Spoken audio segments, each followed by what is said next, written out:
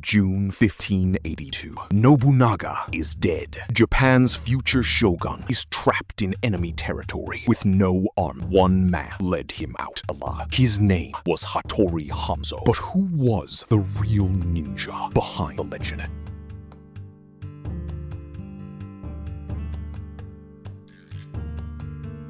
He never wore black. He never flew across rooftops. But Hattori Hanzo saved Japan's future shogun on a single desperate night and shaped the next 3 centuries. What exactly was a real ninja? Most of what the world knows about Hattori Hanzo comes from fiction. A sword maker in film, a flying shadow warrior in animation, an impossible action hero in manga. The real Hattori Hanzo, properly Hattori Masanari, was something stranger and more significant. He was a military commander, an intelligence chief, and the man responsible for protecting Tokugawa Ieyasu through 30 years of Japan's most violent century. His weapons were information, loyalty, and precise action. He commanded ninja. That is not the same as being one. Hattori Masanari was born in 1542, the son of a samurai serving the Matsudaira, later Tokugawa, clan of Mikawa province. His family had roots in Iga province, Japan's greatest center of shinobi expertise. Iga-born warriors were specialists in intelligence, irregular warfare, and unconventional tactics. Not supernatural figures, but professional operators who had developed practical tradecraft over generations. Growing up between Mikawa's warrior culture and Iga's intelligence tradition, Hanzo inherited both, the discipline of a samurai retainer and the methods of a specialist. The word shinobi, rendered in English as ninja, described a role, not a person.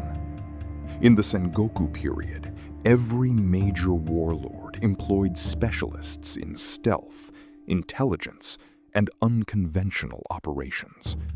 These men gathered information, conducted night raids, spread disinformation, and operated where conventional warriors could not. The Iga and Koka regions simply produced them in greatest concentration with the most developed methods.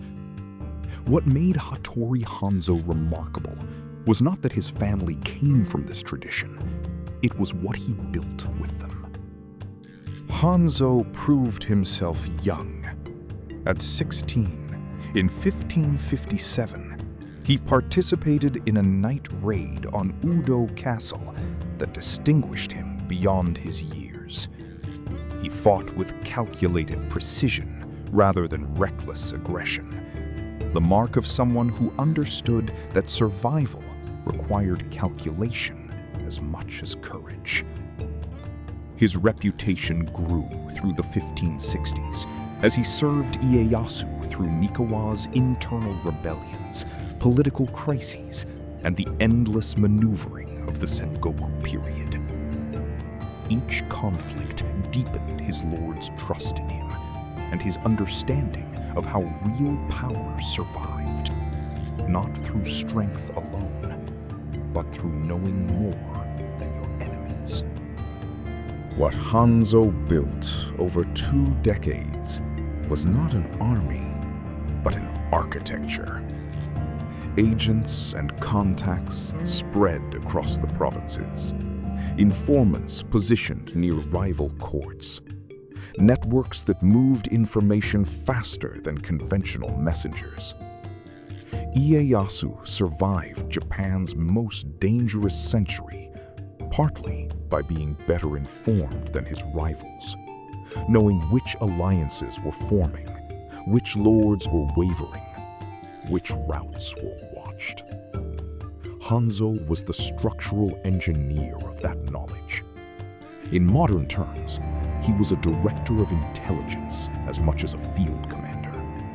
The distinction mattered enormously, and it explains why Ieyasu kept winning. In 1581, Oda Nobunaga delivered a catastrophic blow to the Shinobi world. He invaded Iga province with a force estimated at 40,000 men, systematically destroying the regional warrior confederacy that had maintained independence for generations.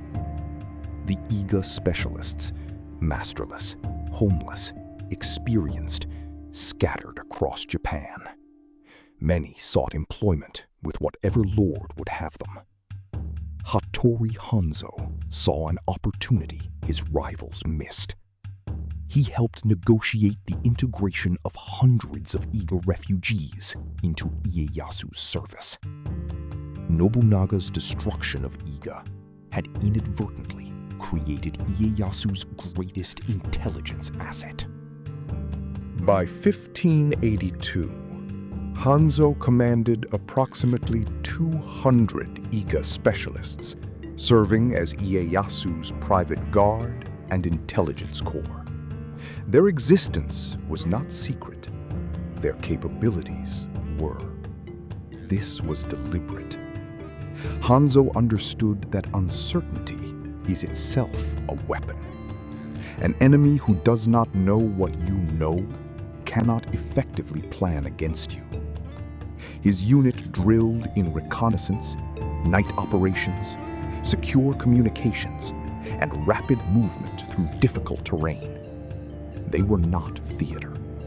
They were a precision instrument, maintained at peak readiness for the moment their full capability would be needed. June 21st, 1582. In the pre-dawn hours at Honnoji Temple in Kyoto, Oda Nobunaga, the most powerful warlord in Japan, was assassinated by his own general, Akechi Mitsuhide. By the time word reached Tokugawa Ieyasu, he was visiting the Sakai region near Osaka with a small retinue and no army. Mitsuhide controlled the roads between Sakai and Ieyasu's home territory in Mikawa. Enemy forces were everywhere. The future shogun of all Japan was exposed, outnumbered, and far from safety. Hattori Hanzo received the dispatch. His Iga operatives began to move. Hanzo's response was immediate and methodical. Using his network of Iga contacts, men who knew every mountain path, hidden crossing, and forest route in the region, he mapped a course back to Mikawa that bypassed Mitsuhide's forces entirely. The group moved through Iga province itself, still lawless following Nobunaga's devastation the previous year. Days of travel through difficult terrain, through a region where any encounter could be fatal, with no margin for error. The Iga specialists guided the group with practiced efficiency. Tokugawa Ieyasu arrived home in Mikawa, alive and undetected. The scale of Hanzo's achievement cannot be understood without knowing what came after. Tokugawa Ieyasu would win the Battle of Sekigahara in 1600. He would establish the Tokugawa shogunate in 1603. His dynasty would rule Japan for 265 years. Every element of that future rested on him surviving June 1582. Hanzo did not fight those later battles. He was not present for many of them. But without the Iga escape, none of them happened. The man who saved Japan's future did it on a forest path, in the dark, without witnesses. Hanzo continued serving Ieyasu Through the shifting politics of the 1580s and 1590s, the rise of Toyotomi Hideyoshi, the redistribution of territories, the careful preservation of Ieyasu's position through years when one misstep meant destruction. He commanded the Iga unit, maintained the intelligence network, and trained successors. By the 1590s, his role had become more supervisory than operational, the senior architect of a system now large enough to run without his daily direction. He had built something that outlasted his personal involvement. That is the mark of genuine institutional achievement. Hattori Hanzo died in 1596, at approximately 55 years old, 4 years before the Battle of Sekigahara that his master would win. He did not live to see the shogunate he helped make possible. But his name did not die with him. Hattori Hanzo became a hereditary title, passed to subsequent commanders of the Iga unit. Later generations carried the same name, compressing decades of different individuals into a single legendary figure. The gate near Edo Castle, where his unit was stationed, eventually bore his name, Hanzomon, the Hanzo Gate, and remains on Tokyo's map today. What did the historical shinobi actually look like? Not the black-clad impossibilities of popular culture, but professional warriors with specialized skills. They dressed for circumstances.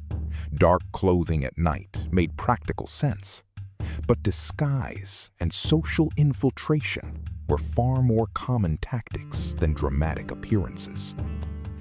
They were not superhuman. They were exhaustively trained. What made them effective was patience, preparation, and accumulated knowledge. A successful shinobi operation left no trace it had occurred. The best missions were the ones where no one ever knew someone had been there. By that standard, most of what Hattori Hanzo accomplished is permanently invisible. Hanzo's most important contribution was institutional, not personal. He built a system, trained operatives, established networks, reliable procedures, trusted informants that continued producing results long after any individual action he took. Ieyasu consistently made better strategic decisions than his rivals. Part of this was patience, part was personality, but part was information. Ieyasu simply knew more about what was happening across Japan than his opponents did. Hanzo built the mechanism that produced that knowledge. The shogunate that followed did not emerge from military genius alone. It emerged, in part, from 30 years of careful intelligence work. How did the real Hattori Hanzo become the mythological one? The compression of multiple individuals into one name explains part of it. 3 or 4 generations of Iga commanders, all called Hanzo, naturally simplified into a single legendary figure. But the deeper reason is structural. Good intelligence work is invisible by design. You cannot dramatize a successfully gathered report, a threat quietly neutralized, a route effectively scouted. What is visible are results. Ieyasu surviving, Japan stabilizing, the shogunate enduring. Fiction gave Hanzo swords and impossible skill to make the invisible visible. The real achievement was harder to see. and more impressive. There is a concept in Shinobi tradition. The best operation is one no one knows occurred. By that measure, Hattori Hanzo succeeded extraordinarily. For most of Japanese history, the Iga escape was celebrated, while the decades of intelligence architecture that made it possible remained obscure. Only in recent scholarship has his full institutional role as the engineer of Ieyasu's intelligence system been properly examined. Fiction made him famous around the world. History makes him genuinely significant. The fictional Hanzo is a brilliant craftsman. The historical one built something that shaped 3 centuries of Japanese governance. The name Hattori Hanzo endures because it captures something humans find difficult to relinquish. The idea of the perfect operator, loyal, lethal, and completely competent. Every era reinvents him. Cinema gives him a craftsman's soul and a reluctant sword. Japanese popular culture makes him superhuman. Video games give him special abilities. None of these versions are entirely wrong. They simply replace what he actually was with what we want him to be. What the historical Hanzo represents is rarer than any legend. A man who served faithfully for 30 years, built something that outlasted him, and never sought recognition for the work that mattered most. Next time on Samurai Chronicles. 4 centuries before Hattori Hanzo, Japan's most formidable female warrior rode into the Genpei War with a naginata and a reputation that made veteran soldiers step aside. Tomoe Gozen was documented, feared, and devastating. What happened to her when the war ended?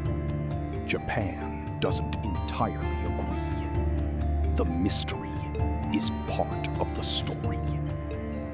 If the real Hattori Hanzo, a man far more interesting than his myth, changed how you see Japanese history, subscribe for new episodes every week. History's most effective operators are usually the ones you've never properly heard of.